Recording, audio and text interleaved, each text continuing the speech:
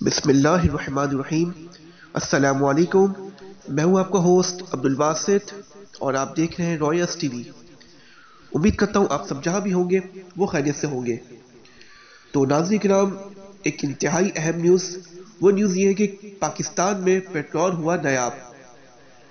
جی ہاں، یاد ہے آپ کو کہ ہم نے ایک دو دن پہلے بھی یہ ویڈیو بنائی تھی کہ جو پیٹرول پمپس ایسوسی ایشن جو ہے، ان کی جو ڈیلرز ہیں، انہوں نے اسٹرائک کا اناؤنس کیا ہے اور اسٹرائک ہوگی 25 نومبر سے۔ تو باضابطہ طور پر اب اسٹرائک ہو گئی ہے۔ آج 25 نومبر ہے۔ آج رات 12 بجے سے پیٹرول پمپس بند ہونا شروع ہو گئے تھے اور جو کھلے ہوئے تھے اس میں لمبی قطاریں لگی ہوئی تھی۔ تو ناظرین کرام، پیٹرول بالکل نایاب ہو چکا ہے۔ کراچی یا پاکستان سے ہم دیکھیں، بالکل نایاب ہے پیٹرول۔ پیٹرول کہیں پر بھی نہیں مل رہا ہے اور لمبی قطاریں گاڑیوں کی لگی ہوئی ہیں۔ اب اللہ ہی مالک ہے کہ آگے کیا ہونے جا رہا ہے، کیونکہ پیٹرول پمپ ایسوسی ایشن کے جو سربراہ ہیں، جو جنرل سیکرٹری ہیں، انہوں نے کہا تھا کہ 6% مارجن کیا جائے تو ہم پیٹرول پمپس کھولے رکھیں گے۔ حکومت نے اس حوالے سے میٹنگز بھی ہوئی ہیں اور حکومت نے کیا بھی ہے کہ اپروو ہونے والی ہے کہ ہم 6% مارجن کرنے والے ہیں، لیکن اس کے باوجود بھی جو ڈیلر مارکان ہیں انہوں نے اسٹرائک کا اعلان کیا اور اسٹرائک ہو گئی۔ تو اس سے لوگوں کو کتنی زیادہ مشکلات کا سامنا کرنا پڑ رہا ہے وہ بیان بھی نہیں کر سکتا ہوں، اور ہم بھی بہت زیادہ مشکلات کا سامنا کر رہے ہیں۔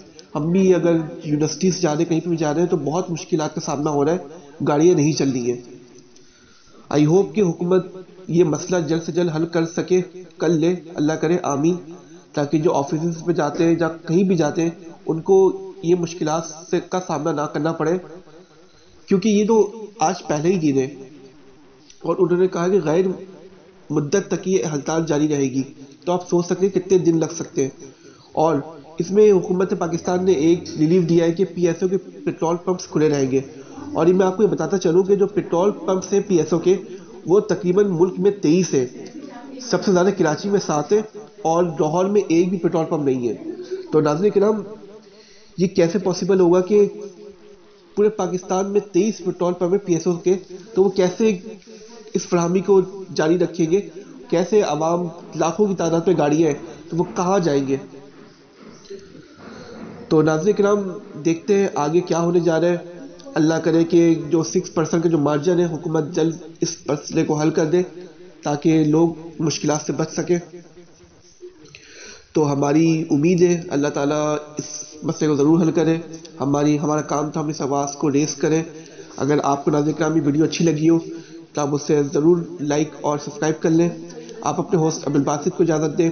اللہ حافظ۔